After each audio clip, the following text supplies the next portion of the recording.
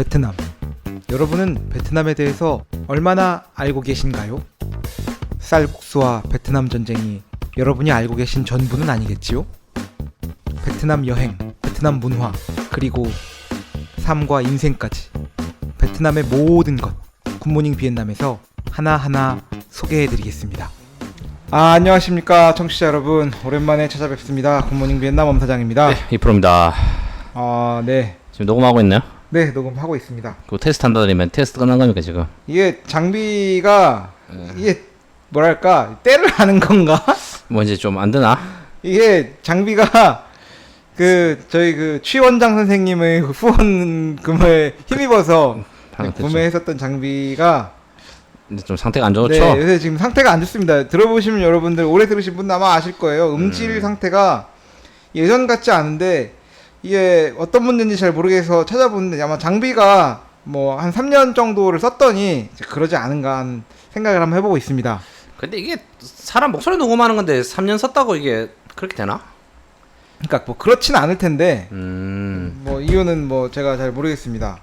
여튼 뭐 그래가지고 지금 녹음을 시작했고 네. 그래서 이제 녹음을 시작했고요. 한 달 됐죠 지금 녹음한 지는? 한 달 더 된 것 같은데 그때 언제 했냐? 얼마나 지났는지 한번 보고 싶어가지고 지금 찾아보러 갔습니다.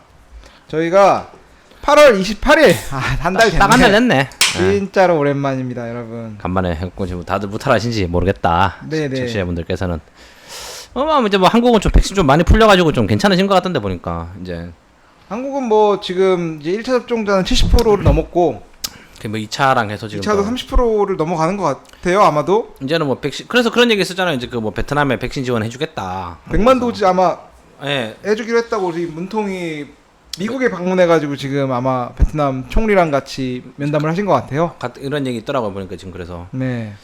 그리고 베트남 총리 지금 미국 갔나? 같이 갔죠. 같이 가서 간거야? 미국에서 만났다고 그러던데. 미국 같이 호텔에서.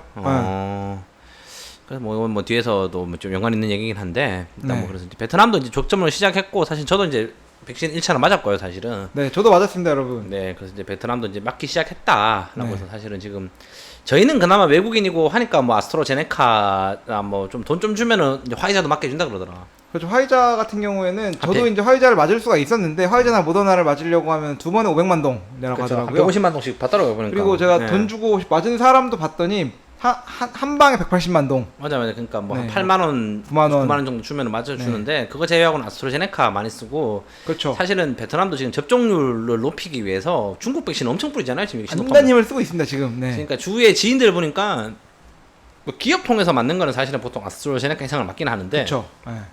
여기도 보면 이제 여기도 이제 뭐 봉쇄가 풀렸거든요 일정 부분. 물론 뭐 식당이라든지 이렇게 뭐 완전 100% 영업하는 건 아니지만. 뭐 풀린 건 아니고 이게 진짜 봉쇄를 어마어마하게 빡세게 한 거 대비 풀린 거지만 거도 아직까지도 뭐 봉쇄를 어마어마하게 하고 있는 상태죠. 뭐 대중교통은 안 다니지만 이제 네. 배달 음식 정도는 이제 시작을 했거든요. 이제 머리 자를 수도 있고 어제도 그쵸. 제가 그래서 머리를 잘랐습니다 드디어. 그래서 한 2달 만에 잘랐는데 이게 뭐냐면은 어쨌든 간에 이제 아직까지도 상황이 좋지 않다 보니 접종률을 높이기 위해서 지금 시노팜 맞죠? 그 중국계 맞습니다. 시노팜, 시노백이랑 그 러시아 거 막 이런 거를 스푸트니크 V 뭐 엄청 뿌리고 있어요 지금. 그래서 지금 네. 보면은 그 집집마다 해가지고 지금 아마 연락 많이 계실 거예요. 베트남에 계신 분들은 접종 안 맞은 사람들 접종 맞으라고 해서. 네네. 그나마 좀 한인타운 같은 경우는 그래도 아스트로제네카 주는 것 같더라 보니까. 미딩 이런 데서 맞는 거는. 그쵸. 그거는 네. 그때 어떤 방식으로 뿌린 건지 모르겠는데 하여튼 아스트라를 제가 볼 때는 그때 약간 그런 게 있었던 것 같아. 이게 한인 교민들한테 백신 안 뿌린다고 하니까 총리가 미국 이제 가가지고 그렇죠. 그 백신 구걸도 좀 하고 해야 돼. 구걸이라는 표현은 좀 그렇고 그렇죠. 달라고 하고 해야 되는데 아니 우리 교민들 지금 쌩 까놓고 달라고 하기가 뭐하니까 그런 것 같아. 그때 몰빵으로 해가지고 그냥 한인들 와가지고 맞을 사람 다 준다. 뭐 그런 게 좀 있지 않은가 네. 싶어가지고 뭐 일단 그렇게 했었고. 근데 일반 같은 경우는 이제 말씀드린 것처럼 그 러시아라든지 이제 중국 백신들 특히 중국 백신 많이 쓰는 것 같더라고. 사람들 막 호치민 쪽은 난리나매. 조치민 쪽은 약간 그 백신 안 맞으면 너는 못 나와 식인데 이거 맞든가 그냥 짱 박혀가지고 거기 죽을 때까지 살든 뭐 이런 느낌으로 그런 협박을. 느낌이고 막 사람들 안 맞으려고 약간 막 시위 쪽으로 막 얘기하고 막 약간 시위 분위기도 있고 막 이랬다는 것 같더라고요 보니까. 그쵸. 그래서. 처음에는 네. 이제 그 신호판 뿌리면서 사람들 맞으라고 하는데 오니까 베트남도 중국에 대한 이런 뭔가 이런 그 찝찝한 게 있죠. 그게 있거든. 그래서 다 빤스러냈대. 뭐 따빤을 했죠. 근데 이제 그렇게 하니까 사람들이 이렇게는 안 맞을 것 같은 거야. 그러니까 이제 백신을 맞아야지만 뭔가 이렇게 풀어주는 이런 모양을 보여주니까 남부 쪽은 그러니까 백신판 많이 맞은 것 같고. 어거지로 해서 맞는 거죠. 그래서 지금 네. 그래서 맞고 있고 뭐 생각보다 또 뭐 변이 됐다면서 이거 코로나는 알파, 베타, 감마 뭐 또 답 뭐 나왔습니까? 또 나왔대. 오늘 보니까 또 이제 뭐 공기 전염으로 이제 그것도 뭐 또 나오고 있대요. 그게 지금 도대체 뭘 만든 건가 애들이. 네. 그래가지고 얘기가 이제는 마스크도 뭐 K94미터로는 또 방역이 안 된대. 아, 또 그래요? 또 뭐 그런 게 또 오늘 뭐 지나가는 걸 봤어요. 내 신문 기사로. 네. 그래가지고는 이제 뭐 95인가 그 이상 되는 그 아니면은 이제 그걸로도 안 돼가지고 이제 사람들이 이제 그거 방송에서 말씀 많이 드는 것 같은데 이제 그 사망률이랑 이제 그 뭐냐 이제 그 뭡니까 그거 뭐라고 합니까 그 이제 그 치사율이죠. 그 이제 그게 사망률이지 그게. 이제 그거 기준으로 봐야 되는 것 같다라는 걸로 해서 치명률. 치명률이라고 하죠. 그래. 아. 예. 이제 아마 이제 그런 식으로 바뀌지 않겠냐 세상이 이제 뭐 그런 것 같아요. 그래서 지금 베트남은 그래도 좀 나아졌다. 라는 걸 통해서 그쵸? 별일 없으니까 요즘 어떻게 뭐 나아졌다라기보다 하여튼 요새도 힘든데. 나아진 거예요 이 정도면. 이게 사람이 참 이게 참 간사한 동물인 게 아, 그치. 그러니까 그렇게 쪼아놓고 쫑 풀어주니까 사람이 이렇게 살기 좋아. 그치. 서 있으면 앉고 싶고 앉아 있으면 눕고 싶고 뭐 그런 게 사람 아니겠습니까? 그런 느낌이죠. 맞아. 네. 다른 거. 뭐 별일 없으니까 요즘 그래서. 뭐 하여튼 별일은 없습니다. 그냥 뭐 그렇죠. 그렇죠. 뭐 사는 게 그렇죠 사실은 뭐. 별일 없습니까? 별일 없습니다. 그래서 별일은 없고 오늘 저희 집에서 방송을 찍고 있죠. 그래서 지금 네네. 제가 또 우리 그 이프로 집 첫 번째 그 외부 손님으로 방문을 해서 우리 집에서 방송 찍은 거는 아마 그때가 마지막이었을 거예요. 베트남전. 아니야. 고쌤. 우리 그 그랬네, 한국어 강의할 그랬네. 때 그때가 제 이사간 집에서 그렇죠. 그거 찍었었고 그때가 네. 벌써 한 3년 됐나? 2년 됐죠. 2년 됐겠다. 2년 된 것 같습니다. 맞아요. 네. 지금 제가 이사 온 집에서 방송을 찍고 그 있는데 보찌공에서 방송을 찍었었고. 그렇죠. 거기서 안 찍고 옛날에 또 제 옛날 살던 남중인 집에서 한번 찍고 했는데 그랬죠. 그래서 그렇게 했다. 이제 이사 다니는 게 지겹다 진짜. 살면서 제가 이사를 한 번밖에 안 가봤는데 한국에서는 그런가요? 안 가봤어요. 음. 베트남 오니까 이게 또 이게 뭐냐 방랑벽이 생겼는지 자꾸 이사를 가게 되니까 쉽지가 않다. 그렇죠. 예. 한 군데 정착하기가 솔직히 외국에서는 쉽지가 않습니다. 쉽지 않습니다. 뭐 네. 이래저래 뭐 당신처럼 집이 있으면 그나마 좀 나은데 없는 사람들은 뭐 어쨌든 옮겨야 되잖아요. 뭐 회사 사장이든 개인 사장이든 간에 이게 그래서 그렇죠. 이사가 이렇게 귀찮은지 몰랐는데 참 귀찮은 일이네요 보니까 이게. 근데 이게 그 뭐 지금 세대에서는 뭐 집이 있는 게 참 좋겠다는 생각이 들긴 하는데 막상 한국에서 제가 그 생각을 해봤거든요. 내가 한국에다가 물론 돈이 있으면 어디든 사겠지. 그리고 그치. 돈이 있으면 중심부에 사겠죠. 간편하지. 뭐 종로나 이런 데 사면 뭐 금방 갈 거 아니야 어디든. 그뭐 지하철 3 역세권, 트리플 역세권 이런 데 가면 되겠는데 그렇지 않고서 뭐 집을 내가 고른다고 했을 때 만약에 내가 뭐 이제 경기도 이쪽 뭐 서울에서 이를테면 뭐 서쪽으로 가서 집을 구했는데 사람 직장이 어떻게 될지 모르잖아. 그렇지. 내 직장이 예를 들면 뭐 경기도 뭐 북쪽 쪽에 있는데 됐다. 그러면 출퇴근은 어떻게 할 것이며 힘드네. 집을 사서 결정해서 한 군데를 고른다는 게 이게 참 진짜 쉬운 결정이 아니다. 쉬운 일이 아니죠 사실은. 라는 생각이 들더라고요. 저는 서울을 안 살아봤는데 네. 서울 사는 사람들은 진짜 힘들 것 같아. 그러니까 아니 서울 안에서도 사실 움직일 때가 사람이 워낙 많고 이러니까 힘들잖아요. 그쵸. 서울 안에서도 힘든데 사실은 뭐 경기도 쪽에서 출퇴근한다고 이러면 진짜 힘들지 않나. 제가 서울에서 경기도 이천으로 출퇴근을 제가 한 1년 해본 사람으로서 이거 쉬운 일이 아니다. 얼마 정도 걸려 2천까지? 왕복 160km고요. 차가 있나? 통근버스가 있죠. 통근버스가 우리 집 앞까지 오는 거 아니기 때문에 그 통근버스를 6시 반에 타기 위해서 6시 약 6시 40분 정도의 그 흑석역에서 타기 위해서 등천에서 이제 9호선을 타고 출발하는 데 30분이 걸리니까 지하철 30분, 그다음에 통근버스가 1시간 좀 넘게 이렇게 하면 왕복 3시간이 기본이었죠. 퇴근길은 막히다 보니까 더 걸리고 거의 4시간을 이제 하루에 차에서 보내는 그런 기형적인 삶을 살았었는데 근데 그것도 좀 이런 얘기하면 근데 회사에서 보존을 해줘야 돼 그 시간도 진짜. 어떻게 해줄 건데? 그러니까 그게 좀 애매하긴 하지만. 어차피 그 통근버스는 뭐 공짜로 대주는 거니까 아니고 회사에서 지원해 주는 건 해줬죠.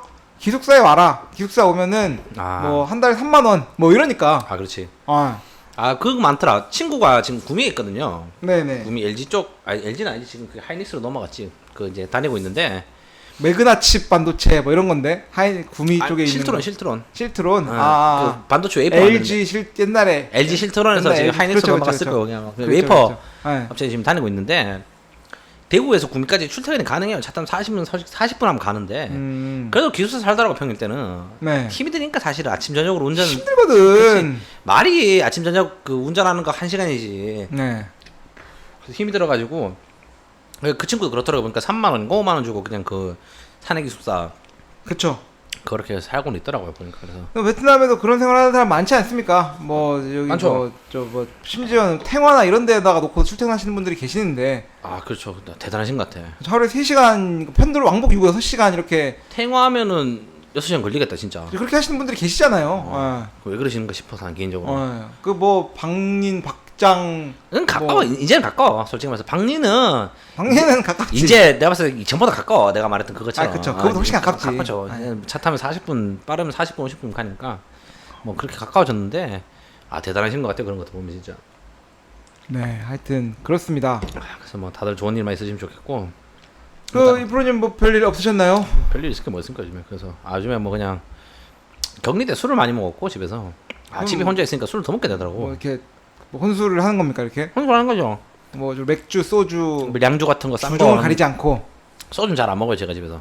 음. 2달 동안 소주는 한 번 딱 먹어봤고 개인적으로 집에서 혼자 소주 먹는 거 별로 안 좋아하는데 그냥 네. 맥주 이런 거랑 그리고 양주 이런 거 그냥 싼 거 한 3만 원대에서 5만 원 밑으로 해가지고 그런 거 한 병씩 사고 하는데 그럼 한 병을 사면 보통 하루에 끝납니까? 뭐 먹어요 그냥 혼자 하루엔 먹어요. 힘들고. 네. 한 달 먹어 한 달. 음. 맛있으면 2주에서 한 달 정도 먹는데 네. 한 2주 정도 먹는 것 같아요 그냥 혼자 먹으면. 근데 이게 이게 2주라는 게 매일 매일 해서 2주는 아니잖아. 알지. 아. 이게 애매한 게 뭐냐면은 당신 술을 잘 안 먹으니까 그렇지만도 한 번 확 먹고 취하면은 한 번씩 술 생각이 안 나요. 집에서 혼자 술을 먹는데 내가 뭐라고 내가 뭐 안주도 제대로 없이 그냥 그거를 막 술 취해서 안 먹잖아. 그쵸. 그러니까 이게 애매해지는 거야. 이게 누적이 쌓여가지고 이거 좀 마실까 마신 걸 빠지고 싶다가도 마신 거 갔다가도 뭐 여기서 좀 더 먹기는 그러니까 자고 일어나면 또 다음날 또 생각이 나는 거야. 그래가지고는 격리하면 힘들기도 한데다가 그냥 그러니까 좀 그런 게 악순환이 있더라고. 그 양주 한 병 사니까 한 2주 정도 먹더라고요. 그래서 그냥 보통 그래서 좀 요즘 좀 덜 먹으려고 하는데 그래서 그냥 그게 그랬고 요즘엔 그런 거 그리고 뭐 아까도 뭐 당신은 잠깐 봤는데 요즘 그냥 뭐 유튜브 집에서 자주 본다. 그쵸. 뭐 허영만 선생님이 나와가지고 이제 뭐 음식 먹고 이런 거라든지 뭐 아주 또 주식을 요즘 좀 계속 공부를 하고 있고 요즘 뭐 다시 또 장이 좀 좋아졌다는데 맞습니까? 좀 나아졌어요. 그래서 그 나아진 게 이번에 봉쇄 조치가 약간 해제된 그게 이제 네. 큰 계기가 된 건가요? 그런 게 영향이 크죠. 사실 얼마 전에 뭐 이런 얘기하면 좀 부정타긴 하는데 수익을 한 10% 정도 봤어요. 12% 정도? 수익을. 예. 네. 한 일주일 정도 투자해가지고 일주일 네. 좀 넘었겠다. 12 정도 해서 그 뭐 샀냐면은 그냥 간단한 로직으로 샀어요. 그냥 그 뭐냐 그 우리가 그 말한 그 FLC FLC. 예. 좋죠. 그 이제 베트남 이제 격리 풀릴 때 시점에서 그치 이제 다시 또 관광에 대한 뭐 기대나 이런 게 그거 올라가니까 그래서 그거를 딱 샀죠. 그리고 나서는 올랐어요. 상한가를 2번 갔어요 베트남에서. 아유. 그리고 나서는 2번 가고는 둘째 날에는 떨어져가지고 다시 팔았는데 얘기하는 게 뭐냐면 그래서 그냥 이제 그 사람들이 기대 심리가 있다 보니까 여행 관련 주식을 해가지고 그건 사가지고 했고 그래서 계속 주식을 보고 있다 요즘 베트남에서. 아침에 이제 일과가 그냥 눈 떠서 그냥 보고 뭐 이렇게 떠서 제가 뭐 이렇게 전문적 트레이더를 하는 건 아니고 제 로직에 따라서 해서 지금 그렇게 물건을 사고 있다는 거죠 주식을. 그쵸. 그래서 지금 빨리 돈을 열심히 벌어가지고 이게 이래서 시드머니 얘기가 나오는 것 같아. 야 내가 1억을 넣었어 봐 12%면 내가 1,000만 원 먹었거든. 그러니까 이래서 사람들이 시드머니 얘기를 하는구나 라는 생각이 들더라고요. 1억을 넣었을 때 11%를 꼴면 1,000만 원을 꼬른 거죠. 아 그렇지. 바꿔하는 그거긴 한데 내가 10% 걸면 안 팔지 그거를. 네. 여러 개 해서 좀 이제 그 많은 그 주식하는 분들이 말씀하시는 그 이제 시드머니 관련 이야기들 이런 것들이 좀 중요한 것 같고. 그래서 뭐 주식을 요즘에 그냥 좀 보고 있고 뭐 딱 특별한 건 없어요. 사실은 요즘에 뭐 오징어 게임이니 뭐니 해가지고 사람들 많이 DP니 많이 보시던데 저는 좀 아직 안 봤거든요. 사실 그런 건 다. 그런 거에서 얘기하기 좀 그렇고 그렇습니다 지금. 그래서. 그렇습니다. 예. 뭐 오늘은 저희 특별히 방송을 그 녹음하는 게 예. 특별한 주제가 있지는 않고요. 저희가 그러니까. 하도 이제 녹음을 못 하다 보니까 그렇죠. 오랜만에 또 근황 토크 겸 또 저희가 지난번에 대대적으로 홍보했었던 저희 그 굿모닝 비엔남 제1차 그 비대면 회담에 대해서 간단히. 결과 보고도 좀 드릴 겸 그럼 뭐 제가 또 하고 싶은 얘기는 거기에 관련해서 좀 제가 방송 그 비대면 회담하면서는 한 얘기인데 네. 이제 좀 최근에 또 있었던 거랑 해서 제가 좀 뭐 간단히 한번 말씀을 드려볼까 싶어서 뭐 이렇습니다. 뭐 비대면 회면은 뭐 잘 했죠. 저희가 그때 한 7분 정도 들어오셨나 그때? 그렇죠. 저희가 뭐 열화 같은 이제 성원이 있었지만 저희가 뭐 그렇죠. 다는 들어올 수 없었기 때문에 그렇죠. 일부만 일부 접속을 시켜드려가지고 네. 검사장 2% 하고 5분 들어오셨네 총. 그렇죠. 네, 5분, 6분에서 뭐 중간에 왔다가 나가신 분도 계시고 뭐 그렇죠. 총 이렇게 8분이 들어오셔서 네. 저희가 이제 성공적인지는 모르겠고 뭐 나름 뭐 나름 뭐 즐겁고 뜻깊은 특히 시간을 보냈어요. 그냥 그래서 그렇습니다. 예. 네. 뭐 그렇습니다. 그래서 뭐 참가하신 분들 뭐 저희가 신상명세 같은 경우는 좀 말씀드리긴 그렇고 그래서 뭐 무슨 얘기했었죠 그때 그래서 뭐 저희가 그 질문해 주셨던 내용들이 있었는데 그 베트남에 뭐 이제 그 앞으로도 뭐 이제 잘 나갈까 네. 뭐 이런 얘기들 이제 미래에도 좀 이게 그 장밋빛일까 뭐 이런 얘기도 하나 있었고 그렇죠. 저희가 저희 요 얘기는 기왕이면 잠깐 쉬었다가 본론으로 그렇죠, 잠깐 그렇죠. 얘기하는 걸로 하시지요. 그렇죠. 잠깐 쉬었다 오겠습니다.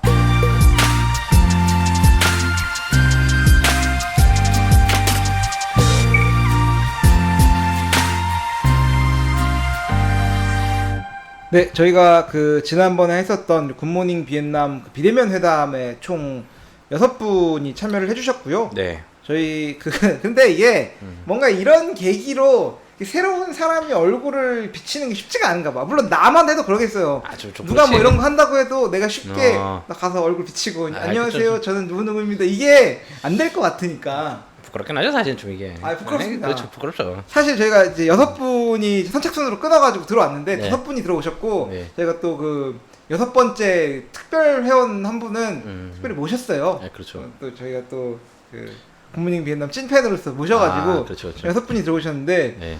출연 기록은 전체가 그 6분 중에서 3분이 방송 실제 출연. 방송에 나왔었어. 저희 녹음을 했었던 사람들 뭐 어차피 네. 나오셨던 분들은 아시니까 그렇죠. 뭐 제가 성함은 얘기 하지 않겠지만 2018년도 8월경에 저희 그 기업 교육 베트남 청년들의 교육 수준에 대해서 녹음했었던 우리 김이사님 나와주셨고요. 예. 그 다음에 저희 그 최근에 2021년 6월하고 7월에 금융 전문가 베트남의 부동산 그다음에 경제 현황편으로 그쵸. 나왔던 정석사님께서 또 나와주셨고. 들어주셨고요. 그다음에 2019년도에 8년도 한 명, 9년도 한 명, 20년도는 없네. 없죠. 네, 21년도에 나왔던 분인데 저희 그 베트남 덕후 우리 그러는 너 그 형님이 형님 나와주셨고. 네 나와주셔가지고 세 분이 이제 출연했었던 분들로 나와주셨고요. 그리고 출연하지 않았던 세 분도 아는 분들이야. 만나긴 했어 다들. 그러니까 저는 한 분은 못 뺐었고. 한 분은 못 뺐지만 네, 한 나머지 분은 이제 분은- 저는 알고 있는 분이었고요. 네, 나머지는 제가 나머지 두 분들은 저희가 베트남에서 놀러 오셨을 때 그뭐 계시던 한 번씩 뵙분들이라 가지고. 그쵸 밥도 먹고 연락도 주고받고 이것저것 뭐 도움도 주고받고 했던 분들이어가지고 네. 일단은 모든 분들이 만나고 아는 분이었다 라고 하고 그리고 6분들 중에서 한 분 빼고는 네. 베트남에 다 거주하는 분들인가? 거주했던 했던이지. 그렇죠. 했던이지. 그렇죠. 정확하면. 1번은 거주하고 계시고 그렇죠. 2번은 거주했다가 들어가셨고 음. 이제 원래는 그렇죠. 뭐 하여튼 그런 분들이 나와 주셨다라는 네. 얘기로 이제 그 보고를 드릴 수 있을 것 같고요. 그렇죠. 저희가 그 이야기했던 내용들 뭐 당시에 이제 저 방송에서 얘기하긴 했지만 그냥 각각 주제들을 꺼내 가지고 다시 한 번씩 얘기하는 걸로 할까요? 그냥 뭐 간단하게. 간단하게. 네. 그렇죠. 첫 번째로 뭐 근황 물어보셨는데. 그렇죠. 저희 그 기업 교육 전문가 우리 김이사님께서 나와주셔가지고 첫 번째 이제 안부를 묻고 싶다라고 그러니까 해서 뭐- 일바따로 신청해 주셨던 걸 기억하는데 네. 이거는 뭐 이건 나중에 합시다. 뭐 그럴까요? 우리 집 근황이 좀 바뀌는 게 있어가지고 이거는 네. 나중에 뭐 하는 걸로 하고 일단은 그렇죠. 저희만 잘 살고 있다. 잘 살고 있다. 네, 정도로 하시면 될 것 네, 같고. 그리고 두 번째 나와주셨던 분께서 그 이야기 소재로 삼아주셨던 게 네. 베트남 코로나의 여파는 어떠한가? 두 아. 번째로 아직도 베트남은 기회의 땅인가? 사실은 요거에 대해서는 제가 좀 뒤에 한 번 더 이야기를 하고 싶은데 요건 네. 뒤에 빼서 얘기합시다. 요거는 요 내용은. 뭐 자꾸 다 뒤로 뺀데. 요거는 내가 좀 하고 싶은 얘기 있어 그래 최근에. 넘어가겠습니다. 넘어가겠습니다. 그래서 세 번째로 나와주셨던 분께서는 그 이야기거리 주제로 결국은 끝날 코로나 이후 베트남인들의 소비 패턴 및 성향 변화 방향성이 첫 번째였고요. 네. 두 번째는 베트남인 대상 디지털 노마드로서의 삶. 이렇게 두 가지 심도 깊은 주제를. 디지털 노마드로는 이 사람들이 잘 살고는 있는데 네. 잘 살고 있죠 사실은 뭐그 우리 비엔남들이 비엔남들이. 근데 생각했을 때 우리가 생각했을 때 디지털 노마드는 좀 그런 거 아니겠습니까? 뭐 프로그래밍 하고 프로그래밍 하고 좀 뭐 어디 버라카이 번역하고 가가지고. 버라카이 가서 내가 그쵸. 이거 디자인하고 하는 건데 사실은 베트남은 좀 그런 거라기보다는 디지털 노마드가 페이스북으로 물건을 팔고 그치. 그렇지 뭐 이것도 뭐 노마드라 볼 수 있는지 모르겠지만 뭐 그런 식의 비즈니스는 많아지고 있고 그래서 사실은 지금도 많이 하고 있죠 사실 베트남 이 사람들이. 페이스북 물건 파는 건 디지털 노마드는 아닌 것 같아. 그치 우리가 말하는 게 내가 그렇잖아. 원래 뭐 디지털 노마드의 정의가 그거라면 디지털을 통해서 그쵸, 어느 어디 자리에서 가든지 유목민이잖아 유목민. 그렇지. 아니 뭐 페이스북 물건 파는 사람들이 보라카이 가서 못 팔 건 없지. 못 팔지. 그 직원 하나 쓰면 되지 앉아가지고 직원을 쓰면 그거는 뭐 일단 뭐 정확한 정의까지 모르겠습니다 저도 사실은. 근데 네. 그런 게 때문에 이제 여기 많았고 저희가 방송에서 그때 제가 얘기한 게 뭐였냐면 이제 그냥 질문 주신 분이 베트남으로 이제 페이스북이라는 걸 통해서 물건 파는 게 어떻냐라는 거에 대해서 질문 주신 걸로 기억해요 제가 그때. 네.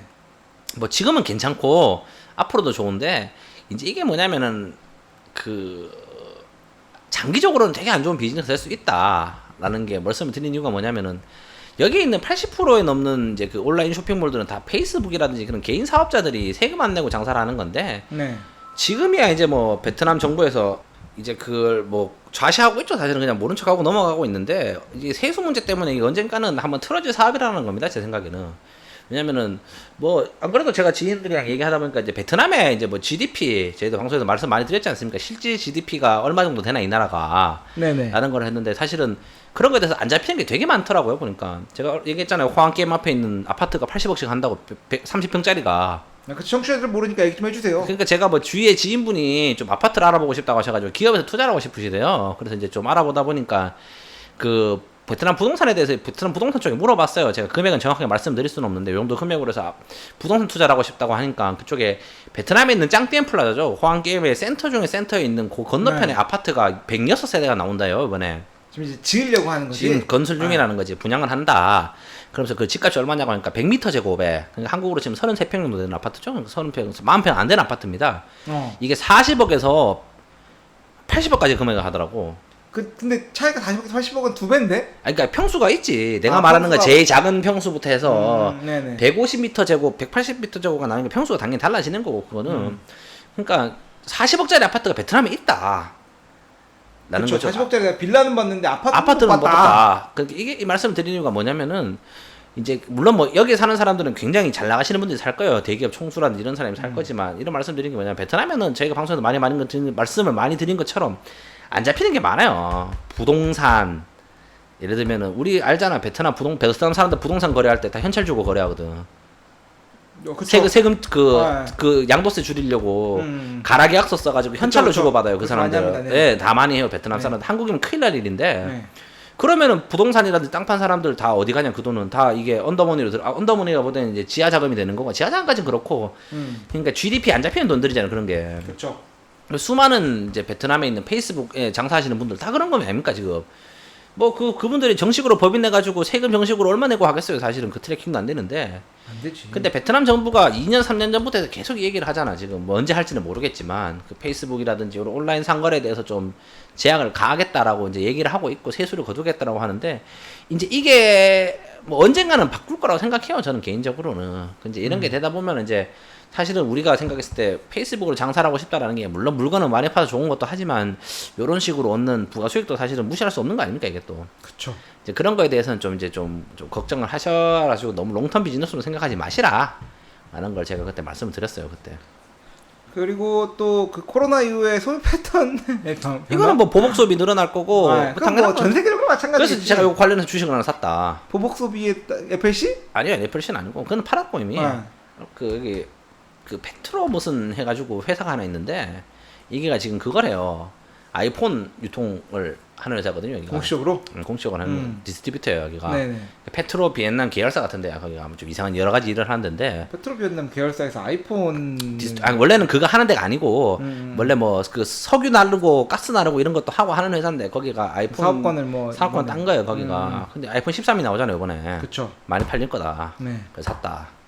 아주 그런 이런 원숭이 같은 무지성의 논리인데 무주성의 논리가 아니라 멋있는 겁니다, 여러분. 아이폰을 사지 말고 아이폰 유통하는 회사의 주식을 주식을 사는 사는 게 게 좋죠. 현명한 거라는 거죠. 이게. 아마 올해는 많이 팔릴 거다 그거. 아이폰 13. 내 생각엔 그래요. 지금 애들이 돈을 못 썼거든 한동안 2달 정도 해가지고 눈 돌아갈 거라는 거지 내 생각에는. 그래서 그거 샀는데 그래서 말씀드린 게 보복 소비는 당연히 늘어날 것 같다. 라는 게 첫 번째고 두 번째가 뭐냐면은 그러니까 말씀드린 게 진짜로 여기도 이제 양극화가 심해지고 더 심해질 거예요 아마. 베트남은 중산층이 늘어나는 국가라고는 하지만 네. 사실은 그 길거리에서 일용직으로 해가지고도 하루하루 사시는 작은 가게 하시는 분들 뭐 이런 분들 엄청 많단 말이에요. 그렇죠. 그분들이 이제 먹고 살기가 힘들어졌기 때문에 이제 그분들에 대한 비즈니스는 좀 힘들 것 같다라는 거 그때 말씀드린 것 같아요. 제가 봤다면 그 일용직이라든지 그런 좀 이렇게 하층에 계신 분들이 타격을 많이 받지 않았을까 이번 코로나 근데 사태로. 제가 갑자기 궁금한 게 제가 베트남 뭐 사람하고 사귄 것도 아니고 뭐 그러니까 잘 몰라서 그러는데 베트남은 이 코로나로 인해서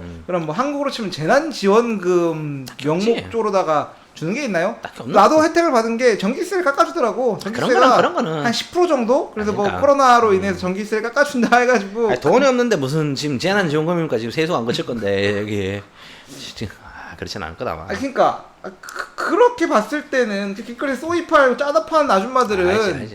아니 그렇지. 어떻게 먹고 사냐. 물론 그런 사람 돈 더 많이 벌 수도 있긴 하지만. 많이 벌어 놓은 거지. 그래서 이것도 그래 말씀드린 게 이제 그 오프라인 샵 있는 사람들은 성질 난다는 거지. 나는 성질 너무 나지. 아니 페이스북으로 누구는 물건 다 팔고 세금 안 내고 장사하고 있는데 그쵸. 자기는 멀쩡하게 오프라인에 세금 내고 직원 고용해가지고 가게 하고 있는데 지금 코로나 때 타격 맞았기 때문에 앞으로 그래서 제가 또 아까 말씀드린 것처럼 페이스북 같은 경우는 조금 더 규제 소지가 있을 수 있다라는 거죠. 그러니까 당연히 그런 거 아니야. 그 사람 당연히 열받아서 얘기하겠지 당연히. 그러니까 나는 멀쩡하게 월세 뭐 석 달째 까먹어 가면서 나는 손만 빨고 있는데 저기 인터넷으로 물건 파는 애들은 다 물건 팔고 있으니까. 그러니까 이게 제가 그런 상황을 겪어보지 못해서 그런데 돈은 하나도 안 벌리는데 월세는 꼬박꼬박 예를 들면 뭐 1,000불, 2,000불씩 내야 되는 상황이면은 성질 나죠. 진짜로 성질이 많이 날 성질 것 나죠. 같아요. 내가 뭐 이 기전까지 얼마를 벌었다, 얼마를 벌 거다가 중요한 게 아니고 그 앉아서 아무것도 안 하고 내가 100만 원씩 까먹고 있다는 얘기잖아 그게. 성질 난다는 거예요. 그래서 이런 것 때문에 앞으로도 좀 더 있지 않을까라는 거고. 일단 마지막 질문 더 있습니까? 하여튼 뭐 베트남은 결국 그 코로나가 끝날 거고 끝나면은 다시 또 다시 빠른 경제 성장할 성장을 유지하는 그런 나라로 네. 다시 돌아올 거다. 그래서 이제 마지막으로 마지막 질문이 아까 지금 아니 뭐 미뤘던 게 일단 다치고 갑시다. 다음 질문은 뭐였냐면은 부동산. 베트남 아파트 현황.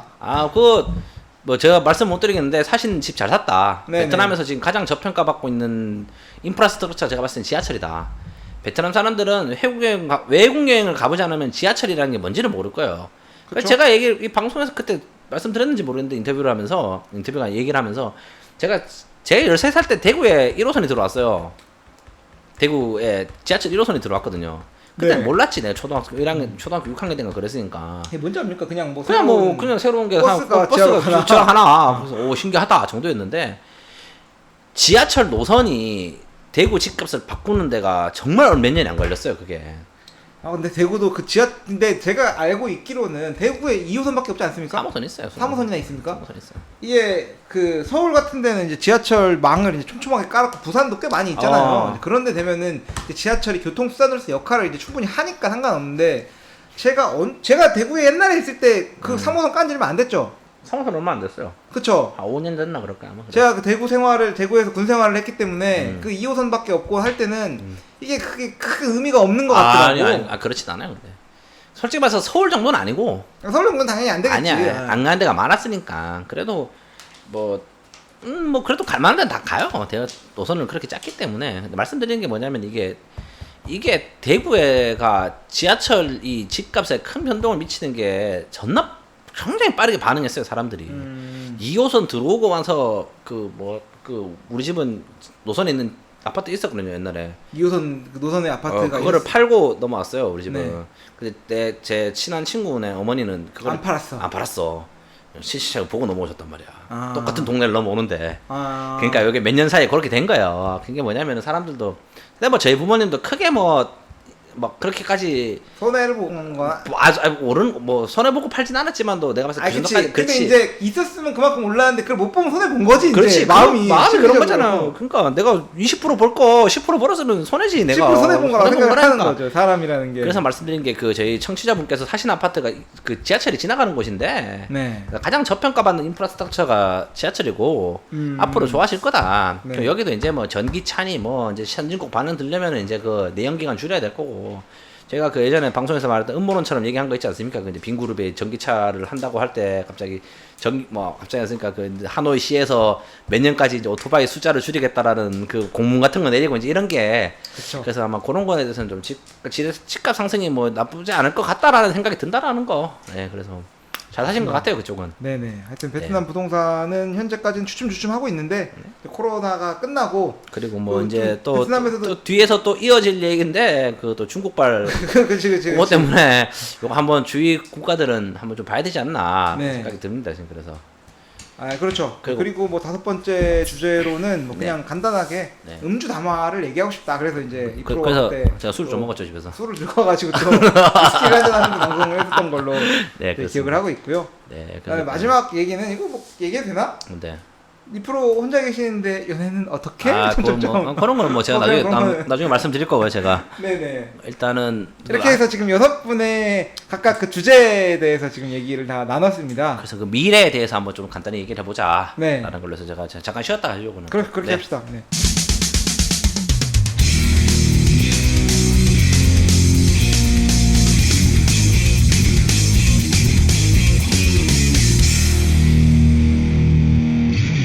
네, 다시 방송 녹음 시작했습니다. 그러면 베트남의 미래 관련해서 뭐 그때 뭐 제 생각을 말씀드린 건데 이게 뭐 맞는지 틀렸는지 모르겠어요. 근데 이게 말씀드린 게 뭐냐면은 뭐 결론적 말씀드리면 아직 베트남이 쓸만은 해요. 좋은 나라고. 그리고 뭐 한 달 전 기점으로 했을 때 코로나 심할 때 이제 베트남에 이제 부통령 왔다 갔잖아요. 미국의 부통령 왔다 갔죠. 아, 부통령 왔다 갔다. 물론 뭐 페리스 하여튼 그렇죠. 그분이 왔다 가셨는데 사실은 뭐 결국은 지금은 뭐 총리가 베트남 총리가 이제 베트남 미국이 들어갔다고 하니 그 얘기하는 건데 지금 미국이 또 이제 중국 견제하기 위해서 지금 또 세력 구도를 재편하고 있지 않습니까? 그 뭐 AU 그 뭐 AUGUS인가 뭐 해가지고 만들고 지금 또 해가지고 또 뭐 호주랑 뭐 그럴 때면 방위 조약 뭐 맺고 그, 뭐 예. 해가지고 지금 또 그 파이브 아이즈를 뒤를 잇는 또 그 새로운 또 군사 동맹과 이제 경제 협력 동맹 만들어 가지고 지금 진행을 하고 있고 사실은 거기에 대해서 굉장히 수혜를 보는 국가가 될 거라고 생각해요 사실은. 베트남은 충분히 그럴 만한 자격이 그렇죠. 왠지 자격이 있는 국가에 네. 사실은 중국과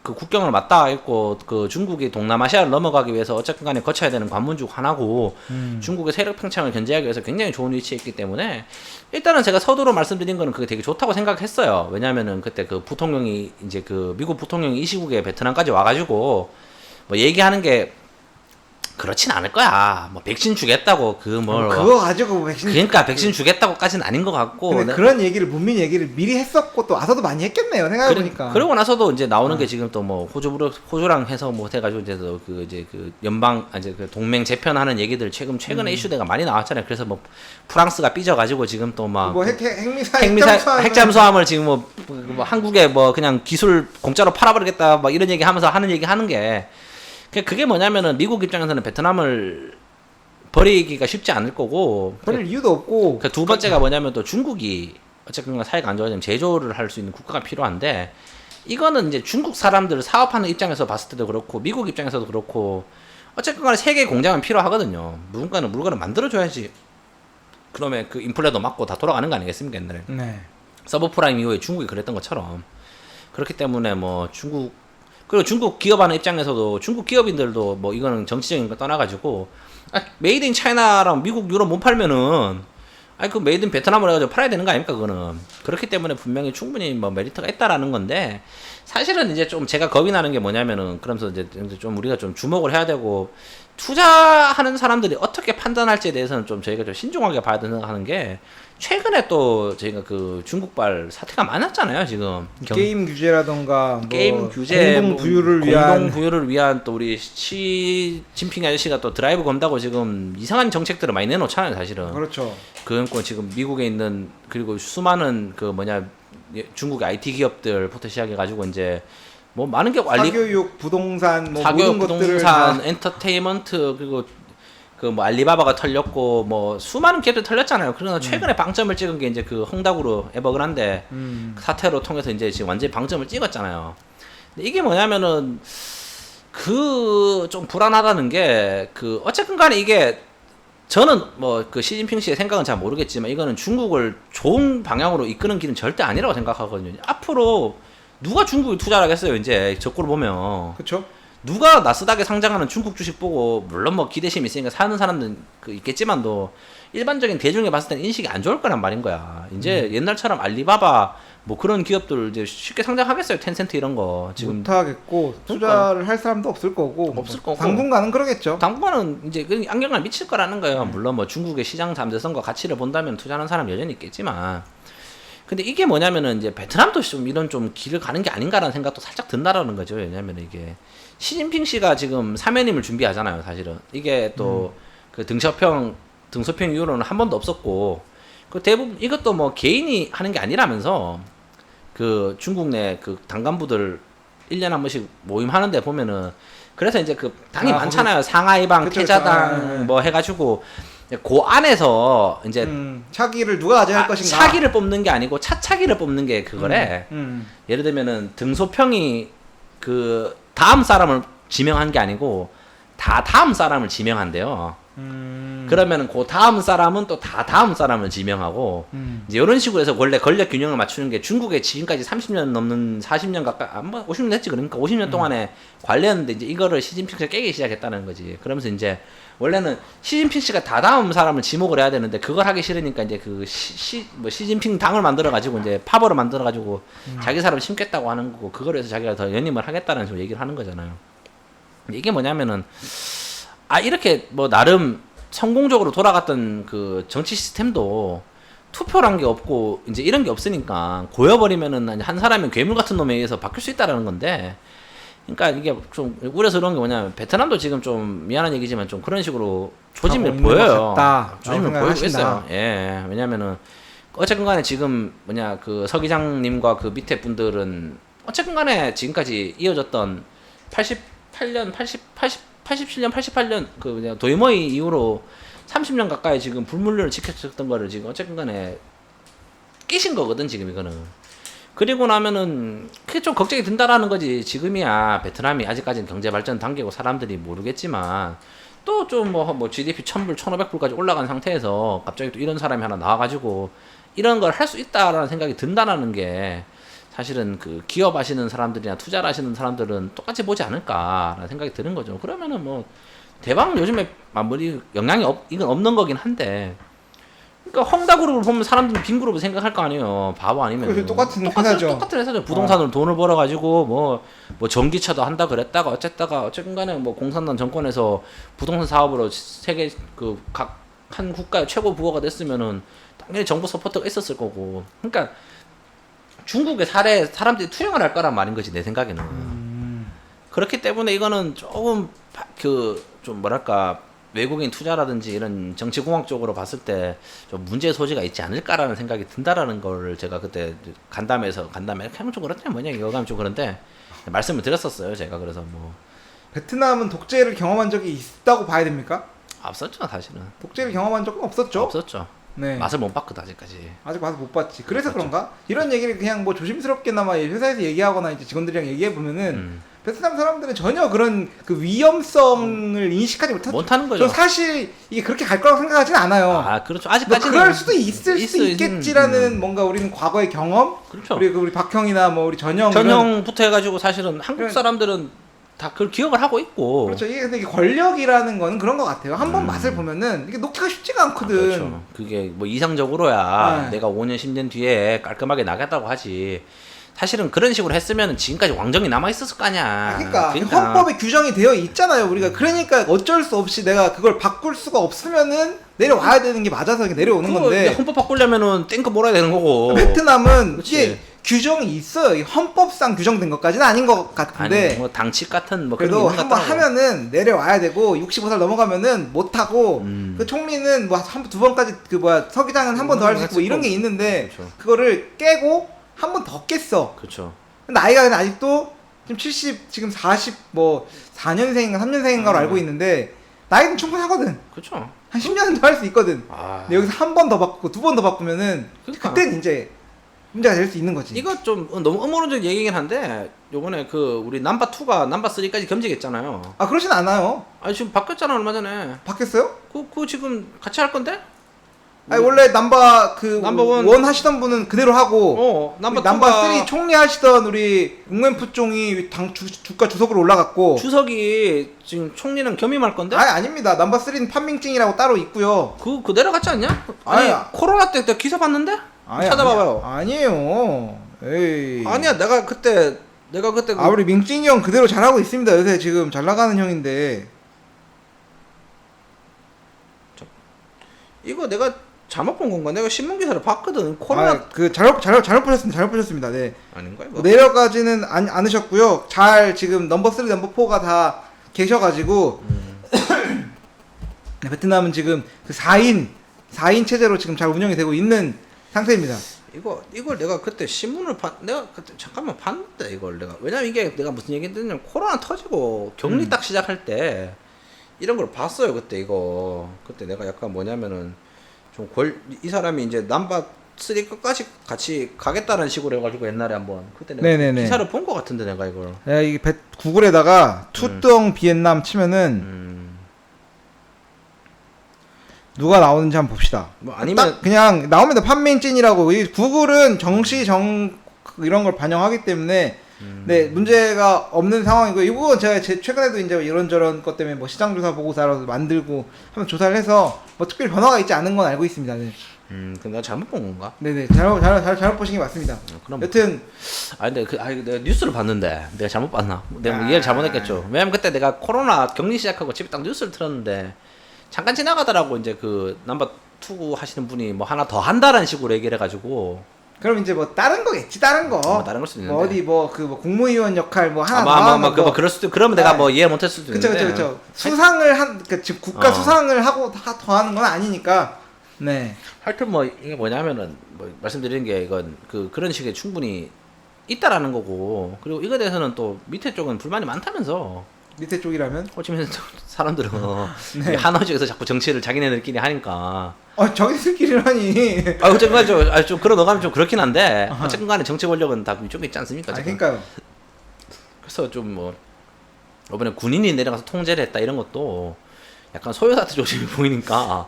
남부에 혹시 그런 게 있을라나? 뭐. 우리 그걸 뭐라 하지? 그 독립 뭐라 하지? 뿌락지. 뿌락지라는 표현은 그렇고. 미지압잡이들. 뭐라 하지? 뭐 독립하거나 뭐 이런 거 하잖아요. 우리를 레지스탕스. 그러니까 이게 거리가 너무 멀고 진짜 그 정치 다 거기서 하고 있으니까. 그럴 수 있다니까. 우리 옛날에 우리 남비에 다시 한번 그런 독립 국가로 하자. 뭐 그렇진 않겠지만 충분히 그런 거에 대해서는 좀 되게 격하게 반응한다 그러더라고 호치민 사람들은. 네. 그래서 이번에도 뭐 이제 뭐 카더라 얘기가 군대가 내려갔다라는 거는 사실은 정말 강도 높게 했잖아요. 거의 석 달 가까이 집 밖에 못 나가게 할 정도로. 지금도 못 나간답니다. 그러니까 사람들이 이제 그걸 생각했다라는 거야. 경찰력에 딸려서 보냈다는 거 아닌 거지. 소요 사태가 어쨌건 간에 모든 국가에서 군대가 붙어버리면 그건 모든 게 심각해지는 거예요, 사실은. 그러니까 좀 그런 거에 대해서 우려가 있었기 때문에 좀 그 중앙정부에서 그걸 파견했다는 얘기도 있더라고요, 사실은. 뭐 저는 뭐 충분히 그럴 수 있는 얘기라고 생각해요, 사실은. 그렇죠. 뭐 그러니까 그 조짐이 뭐 얼마나 커서 그랬지 작아서 그랬지. 그렇죠. 그게 뭐 가능성이라도 폭동이 일어나가지고 막 이런 게 아니고 네. 가능성이 있다 보니까 내려보냈다라는 게 저는 뭐 틀린 얘기는 아닌 것 같더라고요, 그거 보니까. 그래가지고는 아마 베트남에 이제 향후를 결정하는 거에 대해서는 이게 좀 되게 중요하지 않을까라는 생각도 듭니다. 물론 지금은 굉장히 좋을 것 같긴 한데 아직까지도 네네. 뭐 이런 것들은 좀 한번 좀 생각을 해봐야 되지 않을까. 그래서 그래서 지금 이제 드디어 어제 오늘 해가지고 베트남 코로나 확진자가 10,000명 언더로 떨어졌습니다. 드디어. 이제 뭐 되겠죠. 그게 그건 것 같긴 한데. 이제는 뭐 미드 코로나로 가겠다라는 얘기를 하고 계시고요. 큰일 나서야겠죠. 근데 이제 이 베트남이라는 나라가 그때 이런 표현을 했었는데 그 중앙의 권력이 지방의 권력을 이길 수가 없는 나라라는 표현을 많이 쓰시더라고요. 그래요? 그러니까 중앙에서 명령을 내려도 각 지방에서 시행령을 내리지 않으면 이거 안 따라오잖아요. 사람들이. 그렇죠. 아시잖아요. 이거 베트남 중앙정부에서 예전에 이런 때가 있어요. 올해 초부터 그랬나? 올해 초부터 이제 특별 입국, 그러니까 단기 출장자에 한해서 출장을 보내겠다라고 해서 규정을 내렸어. 그렇죠. 근데 그걸 지방에서 허가를 해줘야 되거든. 근데 내가 진행된 사례가 거의 없는 없어요. 걸로 알아요. 왜냐면 그때도 방송에서 얘기한 것처럼 아니, 누가 총대 메고 그거 하고 싶어. 안 하거든. 그 뭐라고 그걸 내가 외국인들 받아가지고 알잖아요. 외국인 때문에 코로나가 안 나오더라도 그쵸. 괜히 나오면은 뭐 중국 놈, 한국 놈 받아가지고 저 문제 생긴 거 아니냐고 욕 먹거든. 그 총리가 저기 뭐 지난 올해 이번 달 초였나 해가지고 우리도 위드 코로나로 가야 된다 이렇게 해서는 사람 너무 힘들다라고 하고 나서 그 다음 날 하노이에서 그 다음 날인가 이거 17, 그 16단계 그 가장 강한 걸로 맞아. 격상을 시켰거든요. 그래서 너무 이게 이원론적이다 생각을 하는데 총리 입장은 또 이제 전국적으로 이제 그 위드 코로나로 그렇죠. 가는 게 사람들이 사는 게 맞는데 또 하노이 이 시에서는 내가 이거 풀어줬다가 이거 뭐 되면은 누가 책임질 건데 그러니까 그렇죠. 그러니까 이게 잘 같이 못 가는 성향이 좀 있는 것 같은 느낌이 어차피 있죠. 하노이 시장, 호치민 시장이면 다 정치 관심 있고 더 큰 자리 보는 사람들일 건데 그치. 그 사람들이 그 뭐 그거라고 그거를 그거 합니까 막말로 그 잘못돼가지고 그러니까 큰일 나죠 그런 거는 사람들이 꼭 그런 건 기억하잖아 뭐 풀어줬다 이런 건 기억 못해요 사람들이 나중에 되면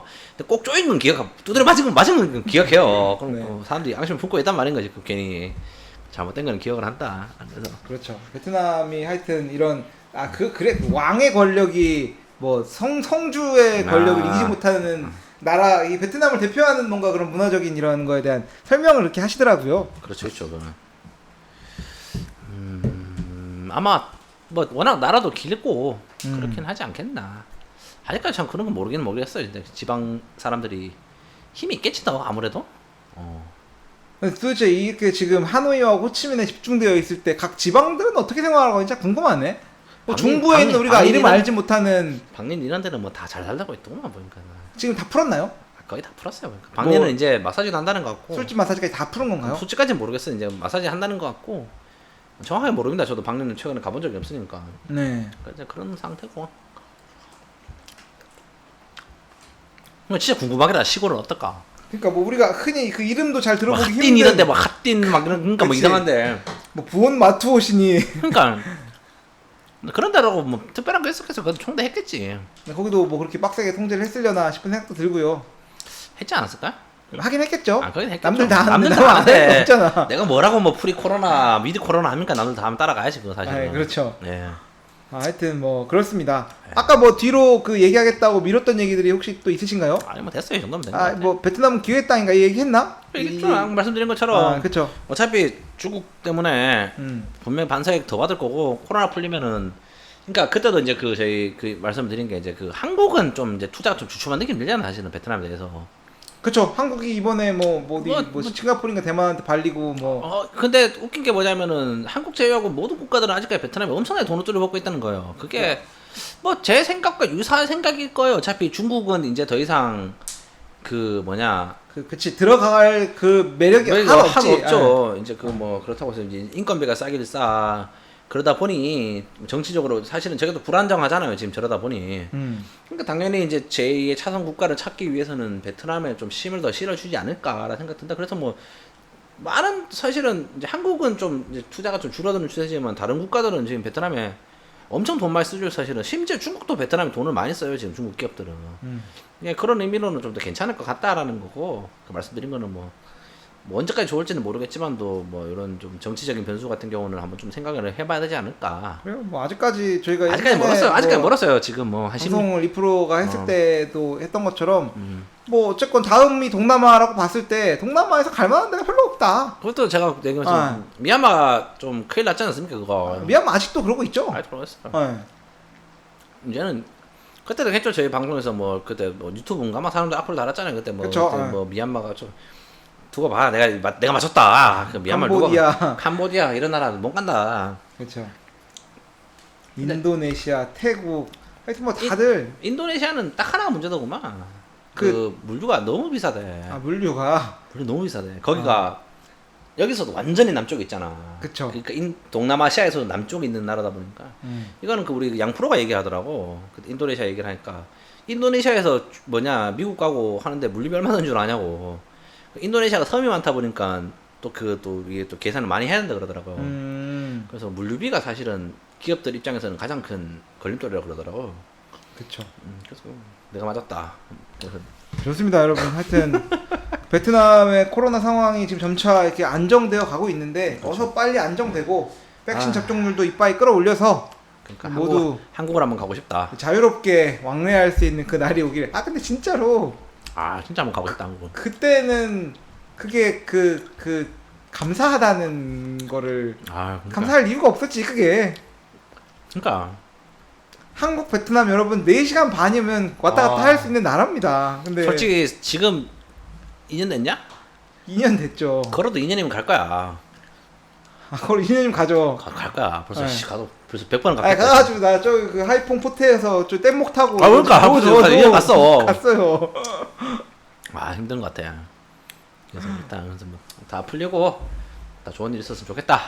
네 좋습니다. 하여튼 저희가 어느새부터 한 달에 한 번 방송으로 지금 좀 바뀌었는데 저희도 저희가 만나기가 또- 쉽지 않아요. 사실 진짜 말씀드리는 아, 게. 그 사회적 거리두기 정책이 너무 강력하기 때문에 그렇죠. 거리를 만나기가 둬야 됩니다. 쉽지 않은 점 네. 양해해 주셨으면 좋겠고요.